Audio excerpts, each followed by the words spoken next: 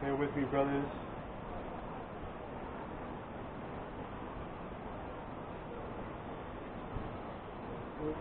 Hold on, brothers. Give me a second.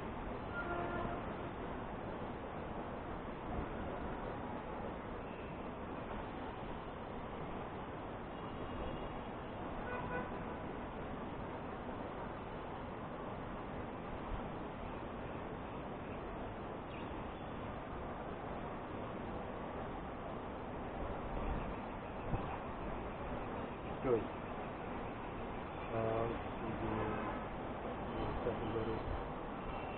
Second Peter 2 and 15.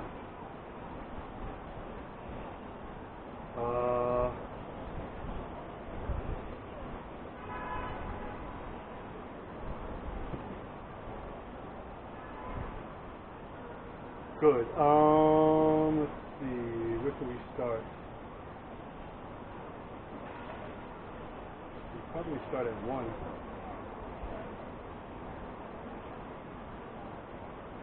But there are false prophets also among the people, even as there shall be false teachers among you, who privily shall bring in damnable heresies, even denying the Lord that bought them, and bring upon themselves swift destruction. Right? So now this is going into Israel and the false prophets among our people in these last days. But you have the same thing too here in the kingdom of Moab. Now let's say there's false prophets among children of Israel, and they're false prophesying against the Most High, which is our God. Here in the land of Moab, their God being money, there are false prophets for that God as well too. And so we can liken all of these things together. So jumping down to 2 and 15, which have forsaken the right way, right? So these false prophets of the God of money that have forsaken the right way, right? Doing business deceitfully, always looking for a way to cut corners, right? So in terms of like food production, right? They will produce food with many additives that are not real. Like one of the things that became a big scam, and it was on this platform like Instagram out here called Xiaohongshu, is these people selling fake meat, right? Fake meat is a very big commodity out here, and it gets sold heavily all over this country. And many false prophets of the God of money, they'll go on Xiaohongshu, create a page, and they gather or they accrue all these followers and a large mass of people who believe in their word about, hey, if you buy this meat, I can sell it to you for such amount of price, which is really cheap, but it's the best product out, blah blah blah, and you can do this and do that and all this other thing, stuff like that. And these people buy it for technology as well too, right? A lot of these people, they get caught up in technology. One of the big things that was a big where you had a lot of false teachers and false prophets for their God of money out here in the kingdom of Moab was this gold and silver, right? Like I told you guys last week, what they did was they would wrap their gold, they would wrap iron bars in gold plating or silver plating and sell it as real gold. Now when these people went to go cash in, when the gold prices went up to whatever trading service provider they went to, it came out that their gold and their silver was fake, right? And so you can imagine how these people felt, right? Many of them spent their life savings, hoping to make a quick flip, and it didn't pan out the way they thought it would.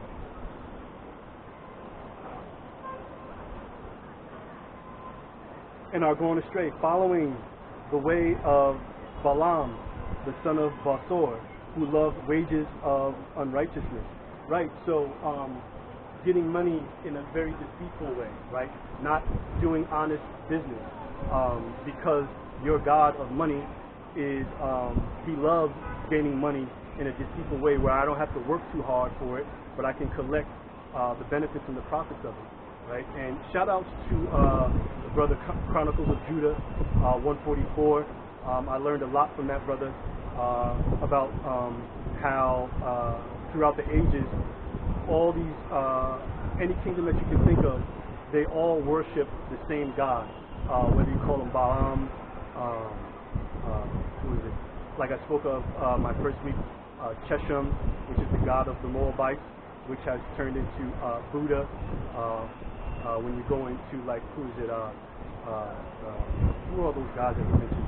Sir Nunos, the mother goddess, and Osiris, and his son. And I can't remember all the names offhand, but what I'm basically getting at is all these gods are the same. It's the same God throughout history, just changed names amongst different kingdoms, amongst different people.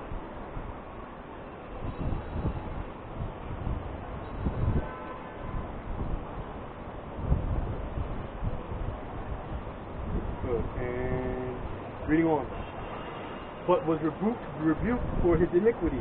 The dumb ass, speaking with men's voice, forbade the madness of the prophet. Right? So that's getting into more of the main story. But the part that I read can be likened to this kingdom.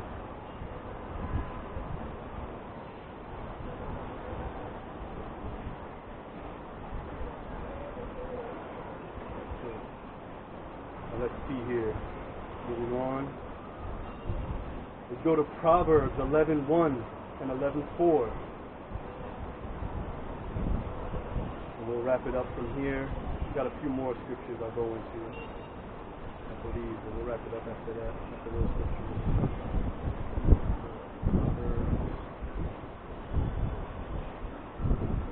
Proverbs 11:1. The purpose of Proverbs.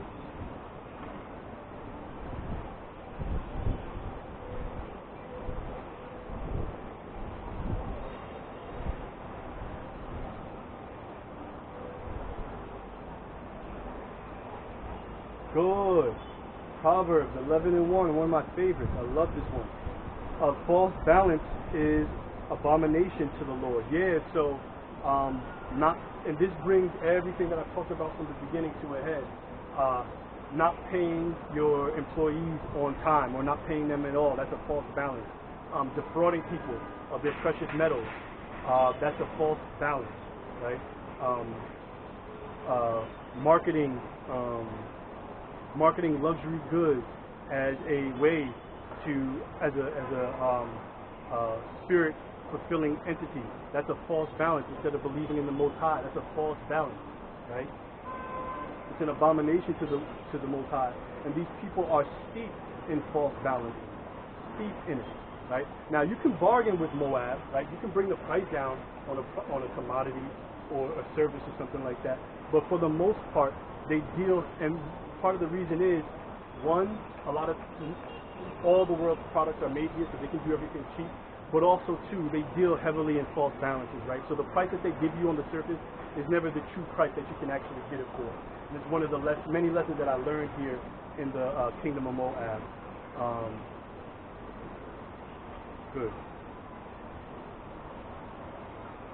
But a just weight is his delight, right? But because they don't believe in the Most High, they feel that there's no use in pleasing a spiritual power, right? So a just weight to them is a just weight being a delight. It doesn't even register for them. Good. Jumping down to 4. Riches profit not in the day of wrath, but righteousness delivereth from death. Perfect, right? So they're going to rely. Many of these small kings, many of these bosses, they're going to rely on their riches to save them in these last days. But they're going to find out real quickly that you're not going to be able to use your paper money, nor gold, nor silver, to help deliver you in these last days. But it's your faith. And your faith in what? Your faith in the Most High. But that which they don't believe in, so, they're doomed for a rude awakening, so to speak.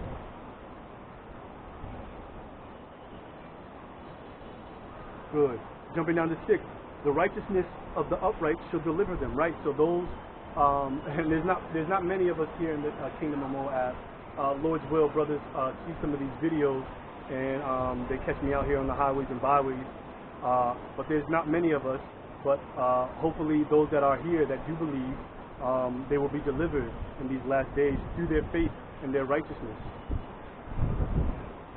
But transgressors shall be taken in their own naughtiness, right? So so many of the practices that Moabites believe in, being deceitful when it comes to business, not having a guilty conscience when it comes to lying, a lot of that is going to be a snare to them. Like I read last week in Jeremiah, their own vomit is going to choke them. Roughly paraphrasing, right? They're going to get caught up in their own lies, right? Because it's something that they've practiced for so long, they don't know any other way. They don't know how to be any other way but to lie, to get an advantage.